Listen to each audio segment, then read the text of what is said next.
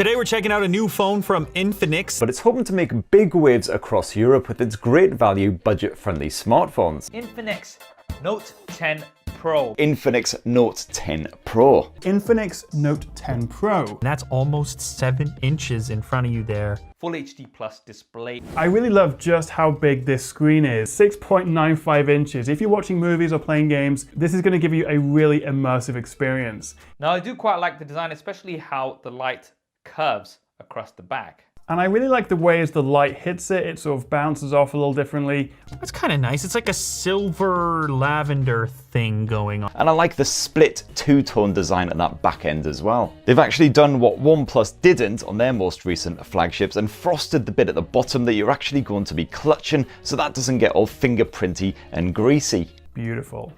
Look at that. And apparently the Infinix Note 10 Pro actually won an IF International Forum Design Award in the telecoms category, so it is officially a proper full-on hottie. Now powering the Infinix Note 10 Pro is one of MediaTek's Helio G95 chipsets backed by the 6 or 8 gigs of RAM. This is the 8 gig model. Although actually it's surprisingly thin and light. We've got the main cameras at the back. 64 megapixel quad camera. For me personally, having that 64 megapixel primary camera with the ultra-wide camera is the perfect combination. See how when I close this eye, it goes to my other eye, and I open up that eye, and it goes back to that eye because that eye's a bit closer.